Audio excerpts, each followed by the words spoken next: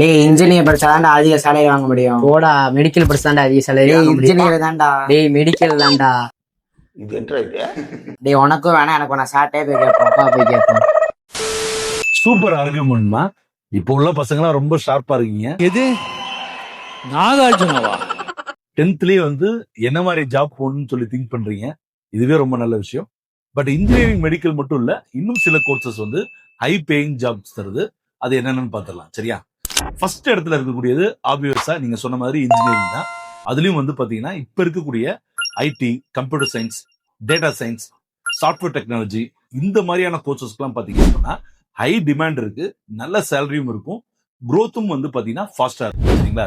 ரெண்டாவது இருக்க இடத்துல இருக்கக்கூடியது மெடிக்கல் கோர்சஸ் தான். MBBS, BDS, allied health sciences இந்த மாதிரி கோர்சஸ். இதுக்கெல்லாம் வந்து பாத்தீங்கன்னா எப்போதுமே டிமாண்ட் இருக்கும். என்ன ரொம்ப வந்து அதிகமான ஹார்ட் ஒர்க் பண்ண தேவை இருக்கும். அதே மாதிரி நிறைய வருஷங்கள் படிக்க வேண்டியது இருக்கும். இது ரெண்டுத்தையும் நீங்க பண்ணிட்டீங்கன்னா இதுல நல்லாவே ஜாப் வந்து கிடைக்கும், நல்ல சேலரியும் கிடைக்கும். மூணாவது இடத்துல இருக்கக்கூடியது சார்ட்டர்ட் அக்கௌண்டன்ட். காமர்ஸ் ஸ்டூடெண்ட்ஸ்க்கு இது வந்து ரொம்பவே பெஸ்ட் கோர்ஸ்னு சொல்லலாம். இதுல வந்து பாத்தீங்கன்னா ஒரு சிஏ முடிச்சிட்டீங்க அப்படின்னா ஒரு கார்பரேட் கம்பெனிலும் சரி, அல்லது வந்து நீங்க தனியா தொழில் பண்றதா இருந்தாலும் சரி, இந்த கோர்ஸ் வந்து ரொம்பவே உங்களுக்கு ஹை பேயிங் ஜாபா இருக்கும். அடுத்தது லா. லால எப்படி சார் அதிகமா சம்பாதிக்க முடியும் அப்படின்னா, இப்ப பிபிஏ எல்எல்பி இருக்கு, பிகாம் எல்எல்பி இருக்கு. இந்த மாதிரி எல்எல்பி முடிச்சுட்டு கார்பரேட் லாயர் ஆனீங்க அப்படின்னா நீங்க நினைச்சே பார்க்க முடியாத அளவுக்கு சம்பளம் கிடைக்கும். பட் அதுக்கு நீங்க வந்து இருக்கலே டாப் காலேஜஸ்ல படிக்கணும். சரிங்களா?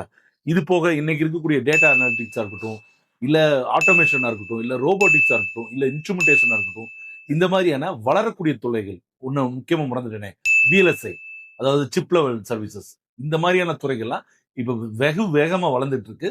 இதுலயும் வந்து பாத்தீங்கன்னா ஹை பேயிங் ஜாப்ஸ் இருக்கு. சரிங்களா? சோ நீங்க 10th நல்ல மார்க் எடுங்க, 11th 12th நல்ல குரூப் எடுங்க. முக்கியமா மேத்ஸோட இருக்கிற குரூப் எடுத்தீங்க அப்படின்னா உங்களுக்கு ஃபியூச்சர்ல ரொம்பவே யூஸ்ஃபுல்லா இருக்கும். ஸோ அடுத்தடுத்த வீடியோ இதே மாதிரி யூஸ்ஃபுல்லான கண்டென்ட்டோட சந்திப்போம்.